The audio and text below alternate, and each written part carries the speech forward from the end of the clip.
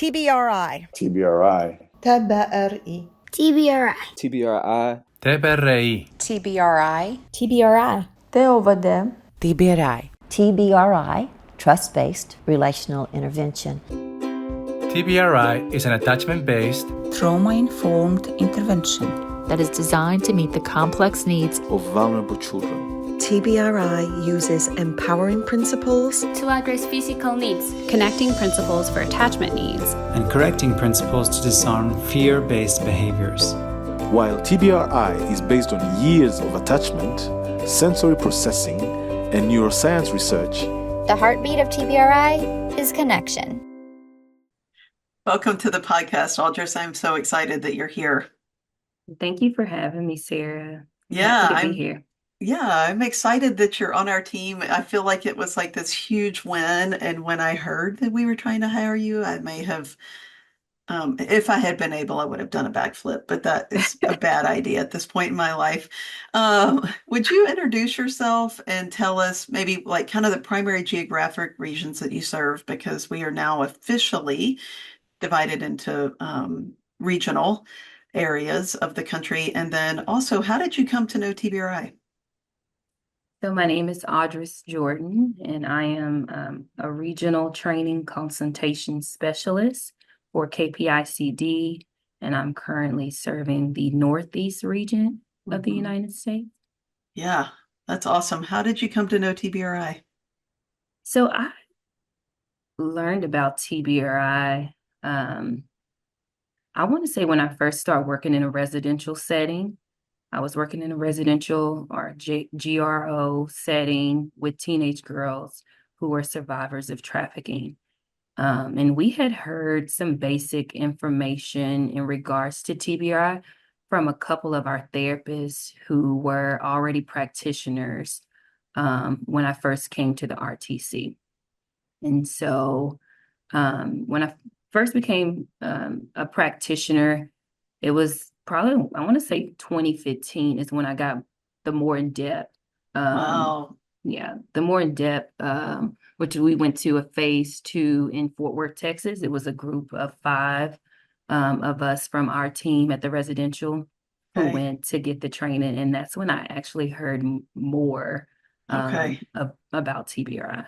You've been around for a hot minute. Was Dr. Purvis at your training? She was. And I actually got a picture. I was so excited to meet her. I felt like she was just so famous. Oh, yeah. I was like, can I, as we took a group picture, I asked the group, like, can I actually stand by Karen Purvis in this picture? Because I want to feel so special being able to connect with her. So, yeah, she was at that training in 2015. Yeah, she was so magical. I can remember I was on a steering committee with her, and I said something perfectly normal in my stupid things list of things that I say, and I just like, I like froze, and I looked at her, and she started laughing, and I was like, whoo, because she was so gracious and kind. Oh yeah. All right. Well, you got your intro, I feel like, in a really challenging area, a residential. I've been there. It's out in the middle of nowhere with girls who have survived trafficking. That is an intense population. So I have to ask you, have you always been a natural at TBRI, or were there parts that came naturally, or did it require a lot of practice? I want to say a little bit of all that. Okay. Yeah. I feel that I was natural just based off of the core of what TBRI is, which is the connection and the relationship. I felt that me personally, I connected with our kiddos and our staff in a way of just providing or creating that atmosphere to where they actually got to experience the true meaning of TBRI. So the relationship piece would come with me. First of all, I did a lot of saying yes. That was like my big thing. I started out saying that, and that was, truth be told, that was my natural.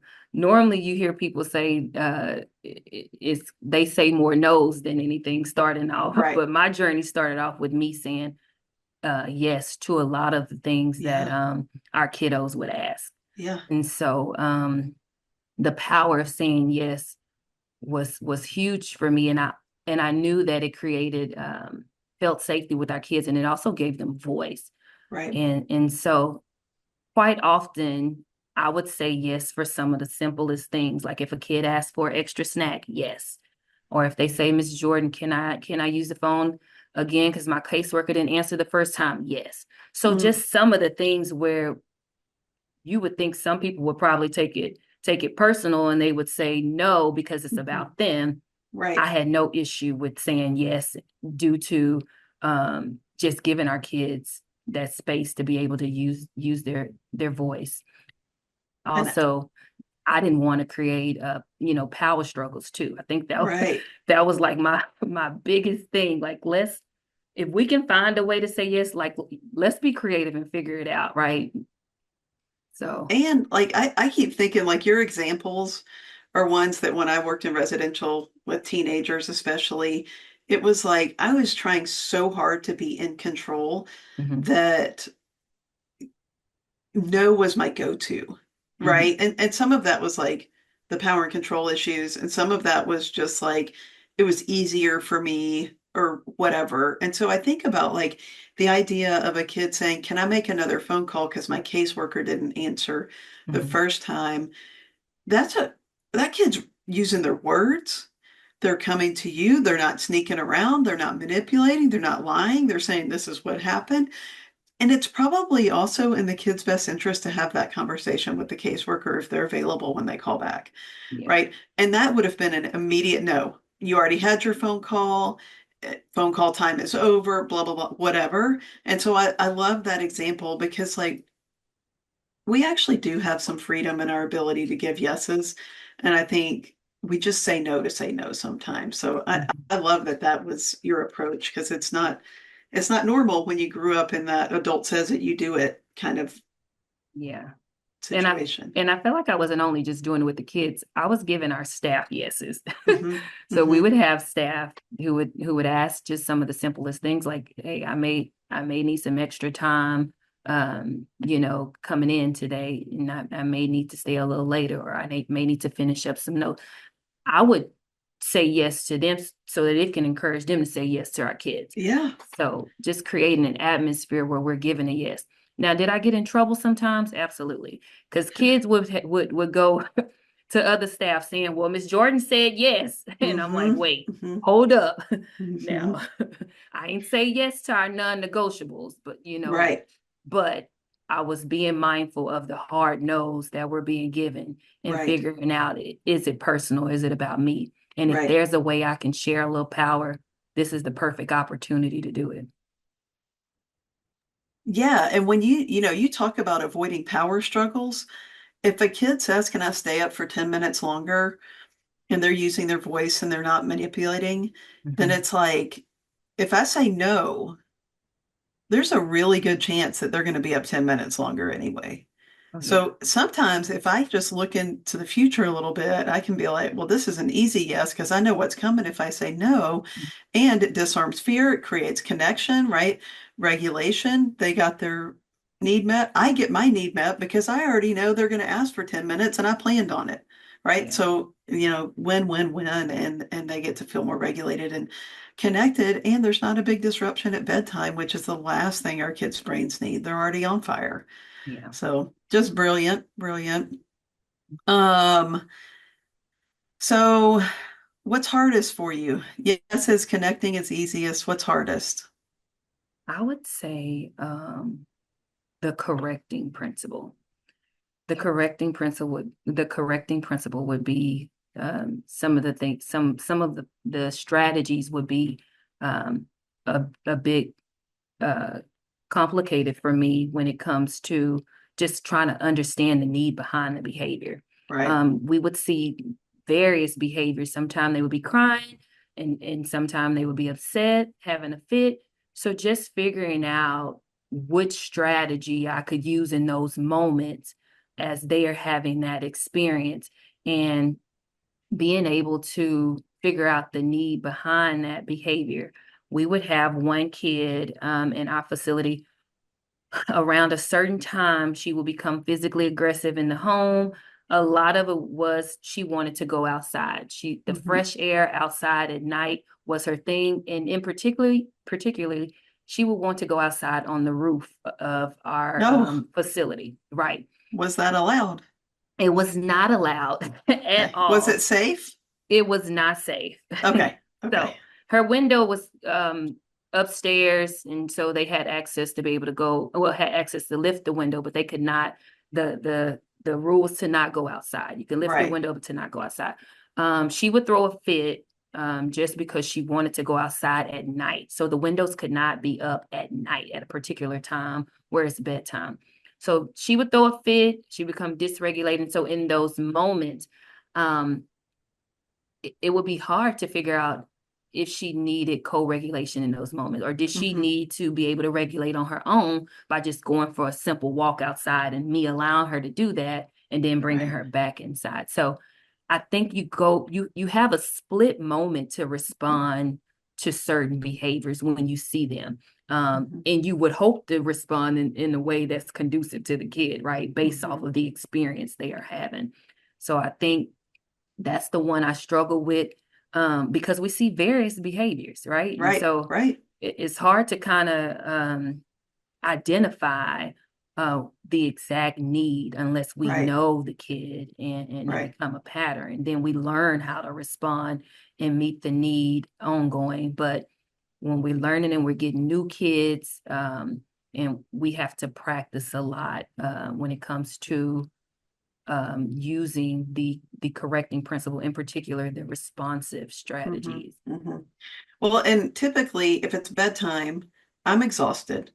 The kids are exhausted, which means any little thing that goes outside of the expectation is, for me, going to fall into looking at it through the willful lens and not the survival lens. So now I'm like, this kid's just trying to make my day harder. They know I'm tired. They're taking advantage of pushing my buttons instead of thinking like, maybe we could proactively work on a plan that when you're feeling dysregulated, we go for a 10-minute walk outside, which naturally puts us on the ground floor, right? Because you're not going to walk around the roof, right? So you're like trying to mitigate some of those things. But oh man, it is so hard in the moment. Yeah, in the moment, and you have only a small window to figure out how you're going to respond. Of course, we're figuring out if this is survival and if it's willful. And majority of the time, it's definitely them trying to survive, especially the kids that are in our care. Right, absolutely. And either way, like if we just assume survival, then we're probably going to meet a need, right? Are you willing to share a time you needed a redo?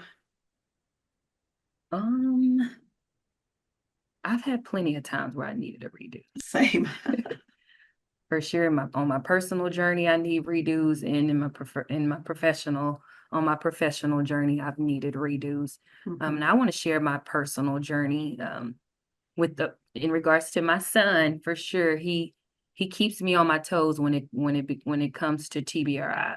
A lot of times he'll say, "Yeah, your response was not TBRI." Oh, isn't that fun? And I'm like, boy, listen, right. I'm gonna give you some grace too. But for sure, he tells me a lot of the times, well, I'll give an example from him. Wanting to stay up late and then have a hard time getting up in the morning for school. So my concern with that, and I'm typically always responding like how my parent would respond, which is no, do as I say and go to bed. You have no choices. And for sure, there's no compromises. It's really, you just do as I say. Right. And so he constantly reminds me, as I get agitated with him, and I may have asked him maybe 3 or 4 times to do the task that I'm asking him to do, which is probably to go to bed. And so he'll remind me, to try again. Like when I'm Uh-huh. responding to him to where it's not it's not in Right. a way of how my delivery is, and I'm saying it in a way to where it's very much so helpful. Yeah. And Yeah. we're all on the same page. And it's Right. a Right. win-win for us both. Uh-huh. Uh-huh. And so maybe giving an extra 10 minutes won't hurt.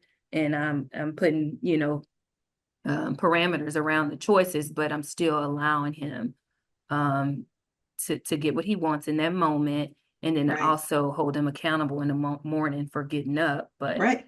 But I'm Nurture still versus structure. right, and we're still content. Yeah, at the end of that experience. So he keeps me on my toes with making sure we're both content about the outcomes Sure does. of the decisions that is being made when it comes to his task and Kids are responsibility. fun. Mhm. If you could tell your younger version of yourself, when you were just learning TBRI and there were parts that were challenging. I mean, for me, there's still parts that are challenging, but what would you tell that younger version of yourself? I would tell the young version of myself to give grace. To give grace not only to myself, but also to give grace to others. Because we're all on a TBRI, we're all on our own TBRI journey. And my journey will look a lot different from yours, and yours will look a lot different from mine. And to know that we're in this together. I remember creating an atmosphere where I was encouraging the staff like wholeheartedly. If I see them do just a small piece of TBRI, if it's just one of the engagement strategies, if it's just them using responsive strategies, I was saying, yep, that's it, baby, TBRI. Like I was like responding in a way of just encouraging them and praising them, because I get it. They're on a journey just like me. And they need to be validated in those moments where they're using TBRI, which is what we've been encouraging them to do the whole time. So it became a slogan kind of around our residential setting where everybody was saying, if we saw someone doing TBRI, we all like TBRI, baby. That's it. Love that so much. Like, you got it. What you doing is TBRI. And a lot of it too at the beginning was we were doing a lot of TBRI. We just didn't have the language. So us creating our own language was like, yep, that's TBRI. That's TBRI. For sure. And you're doing it. And we're excited that we're all trying to figure out, how to maneuver on this journey of using the TBRI strategies. TBRI, baby. Just it's so tiny and it's so small, but it marks the task and it means something to the person that's you catch, quote unquote, doing it. So and it was so cool too that staff would come back and tell me I had a moment where I didn't use TBRI. And I would even give them grace in those moments and say, let's try again. Right. And so it was almost like I was the TBRI police too. Like I'm the police, I'm TBRI, and they're coming to me, letting me know when they didn't use it and how they want to go try again. And so it became something that was naturally being done in that our staff was getting it. That we knew that they were getting it when they were doing it naturally. Right. It wasn't something that we had to force them to do. It wasn't something that was expected. It was something that they wanted to do. Right. And it's interesting because just like our kids are having to build neuro pathways for doing things the right way, the adults are having to do the same. Right. So it's really clunky and messy in the beginning. And then as we get more reps, then we're building neuro pathways for, making it happen in our brains too. So it's more natural. It's really cool. Okay. Rapid fire. Favorite food? Favorite food would be pizza. You have a favorite variety of pizza? I would say I like a little bit of everything on my pizza. Okay. So more of an Italian pizza. So with banana peppers, mushrooms, pepperoni, and so like a little bit of the works. Okay. We are not sharing pizza, but I would love to have pizza with you and just get our own. What about coffee? Favorite coffee? How do you take it? So I like the roasted coffee, and I like it I like my coffee black. Like I don't like the add-ins of sugar and cream and all of that. I think it takes away the things that I need. So I'm a big coffee drinker for sure. McDonald's coffee has been my favorite lately. Like that's been my go-to. Okay, so it's an easy order to remember. So if I go through McDonald's at a practitioner, I can just get you a black coffee and you'll be thrilled. And I don't have to remember anything. So that's helpful. Do you have a walk-up song or a theme song? A walk-up song for me. I'm big on encouragement. I'm big on seeing people smile, people being happy. So I would say the Happy Song by Pharrell. Okay. 'Cause I'm happy. That one. Okay. All right. I like it. Vacation spot? Vacation spot. So I would say one of my favorite places to go would be Florida. Any kind of beach setting. Nice weather. I'm in Houston, and the beach here is in Galveston, and it's not as pretty as as the one in Florida, or anywhere in Florida, to be honest. Particularly, I like to go to Miami or Orlando if I am wanting to go for sure for entertainment and vacation. Okay. Favorite sports team? Favorite sports, hands down, is Dallas Cowboys. Come on. I'm a big football fan. Dallas has been my team since I was little, and I've been rocking with them ever since. And I'm hoping that this year we have a great season. Maybe this will be the year. I feel like we've all been waiting a long time. Did you see the preseason game on Saturday? They won. Yeah, against the Raiders, I did. Yeah, that's right. We'll make sure Troy knows that. Oh, he's a big Raiders fan. We'll let him know. Good idea. Okay, hobby? So I would say hobby, a good hobby for me. I love karaoke. Okay. I actually love to sing. Love that. Only karaoke. That's it. Like you can't get me to sing anywhere else but karaoke. Big crowd, fun, pick the right song, and it's very entertaining. That's a good hobby. Okay. I love that. Audris, thanks so much for being on the podcast. You're a delight. Thank you for having me, Sarah. The TBRI podcast is produced by the Care and Purpose Institute of Child Development at TCU. To learn more about TBRI and the resources mentioned in this episode, please visit child.tcu.edu/podcast.